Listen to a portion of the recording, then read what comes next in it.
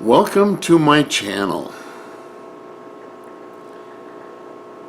I have another channel where I've been doing little sermons and sermonettes, and I'm going to continue to do that. But this channel is designed to be a little bit different. It's going to be about teaching and teaching Bible especially, but it's going to be more about series of lessons, kind of like books on video. Maybe I'm not the same level of quality of other people, but it's the approach I'm going to take on this channel. The other channel will continue to be just random thoughts and so forth. But you know, one question people have is, who is this guy and why should I be watching him?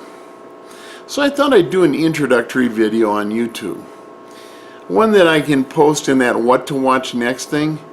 I think I can do that so that it's always there. But I don't know. I'm not a YouTube expert yet. Done a lot of videos up there, but just all basic. Here's the point. I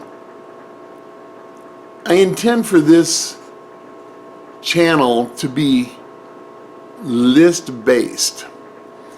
In other words, every video will have a predecessor and a successor until it finishes. The first one, no predecessor, I got it. But the point is that you go to the playlist, and I intend to eventually have 4 or 5, maybe 6 playlists, I don't know. And you should be able to go through those and play things in sequence. And that's going to be my goal. So who is this guy and why should you consider watching these videos? I'm going to give you the short answer and then you can quit watching. Of course, you can quit watching anytime you want. That's all right. I'm going to share things about me, and it's not meant to be boasting, although it sort of is. But the point is to explain who I am so that you understand, and perhaps you'll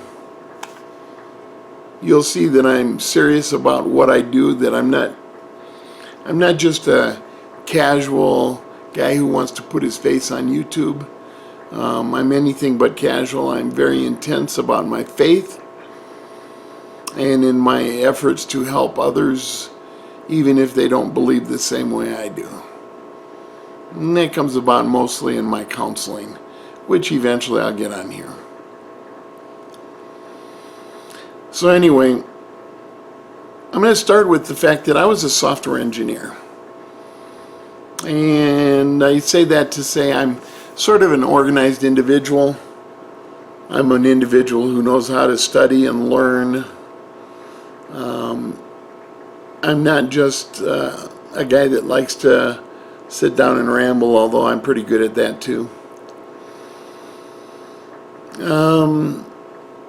Since 1975, talking about study, learn, organize, being intense, since 1975 when I really became a dedicated Christian, I have conservatively spent at least 30,000 hours studying the Bible. And I don't mean reading.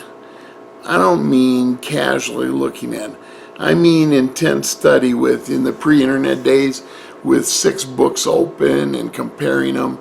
These days I have 3 monitors on my desk and I can open all 3 at the same time and have multiple windows open on them because 2 of them are fairly good size, and I still study the same way.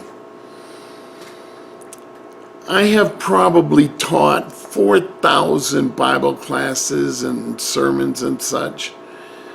4,000 doesn't seem like a lot, but if you consider 4,000 over 30 years,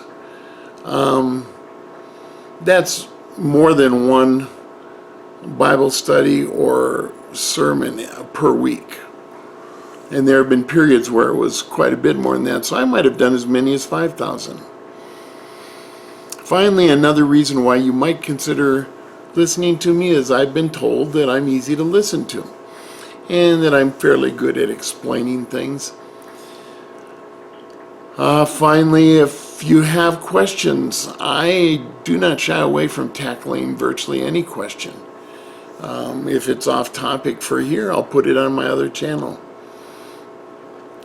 My passion is not just for the Bible, just to know the Bible, but my passion is to know about the men who wrote the Bible. My passion is to know about the people the men who wrote the Bible were writing to, because that changed. These were different men, different audiences, different cultures, different times. I want to know about all of that. And then I want to know about the people that translated the Bible into English. I want to know where they were coming from. I want to understand who their primary audience was. And then I've also studied history of Christianity and history of Judaism outside the Bible. I want to understand how the history of Christianity and Judaism affects my beliefs and your beliefs today. So I am passionate about this. I'm so passionate about this that I've actually taken 3 years of ancient Greek language. No, I don't speak it, not much. It was never really a spoken language in our day. But I can read it. Not as fluent as I could 25 years ago. But I can puzzle my way through it. I taught myself a small amount of Hebrew. Nope, can't read that, but I can look up words and I understand the meanings and backgrounds, the difference between Hebrew and Aramaic, for instance. And I also actually learned a little bit of Latin along the way.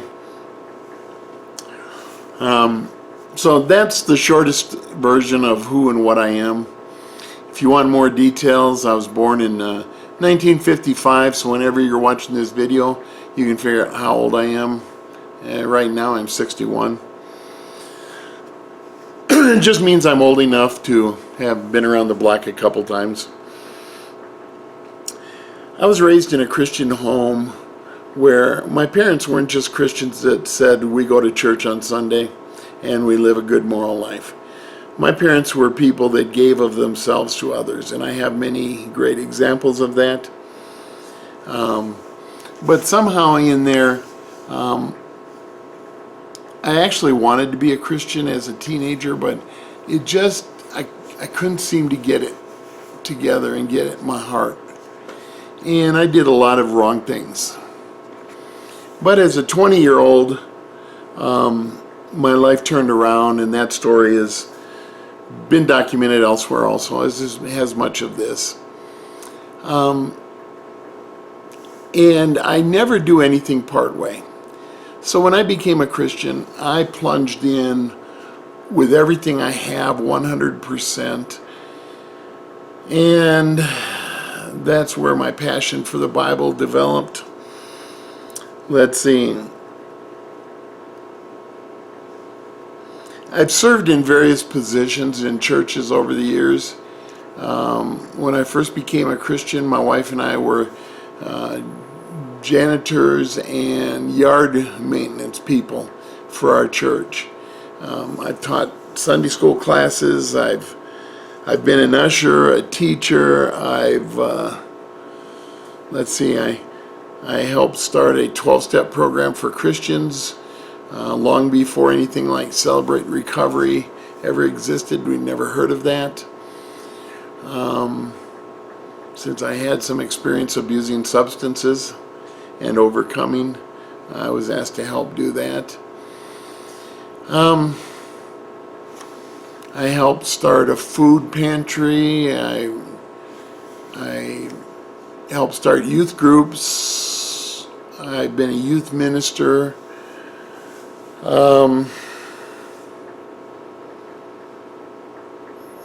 Whatever it is in a church. I was in the choir. I was in some dramatic productions. I've done about everything I could. Wherever I could find a need, that's what I did. But in whatever capacity I served, my life was always focused around one thing, and that was to be an evangelist. To help others find the true and right relationship with God. And that's why a lot of my ministry has been outside of the four walls of the church. Like I say, homeless shelters. And the last 15 years or so, a focus on motorcyclists, bikers, the clubs that the cops call gangs, and so forth. My call is not to be a Billy Graham. My call is to go places where not many people go. It works for me. I think God equipped me for it. My errors in my youth prepared me for it. And that is what I've done. Like my parents, I don't just say I'm a Christian. I try and live it 24/7, 365. That is not why, but part of it would be our attitude towards life. My wife and I adopted a sibling group of 3 badly abused children, and we raised them as our own. We've taken in others. We've given away cars and other things. Again, I'm not trying to boast. I'm trying to tell you and show you that I live this life that I'm trying to teach you. This is the life I live. Those that are close to me will tell you that, yes, Don is really like that. I began counseling people in 1979 when a young couple, we were fairly young, and they came to me and asked for help with their marriage. They said I was greatly helpful, and they referred a friend to me, and so on and so forth. I am what is called a faith-based counselor. All my counseling is based on my faith in the Bible and in God's holy word, and I base everything I teach on that. While I'm counseling, though, I don't preach. I do make it known who and what I am, but I don't preach. I kind of figure it this way. If I help you in your life, you just might come to me and ask me for help in your spiritual life. And it's been proven to be true throughout the years. And many have come to me and asked me to help them understand where my faith comes from and why I am the way I am.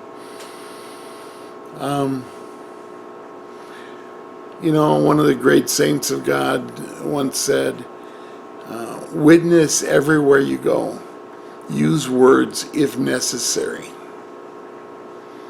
And I kind of like that. I use a lot of words, but I don't always preach when I'm using those words.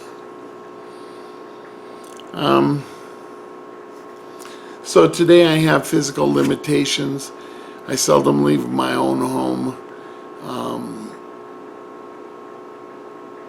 My ministry has to change. I still have contacts. Yesterday I got a phone call from a man I haven't talked to in a few years. He wanted to see if my phone number still worked. And he didn't really have anything to ask me, but usually that means I'm going to get another phone call in a few days, a few weeks, and he's going to ask me for some advice. I do counseling here in the house. Once in a while I'll go to somebody else's house or a restaurant. I prefer they come here. It's easier for me. If a church invites me to speak, I'll find a way. I officiate at weddings and funerals.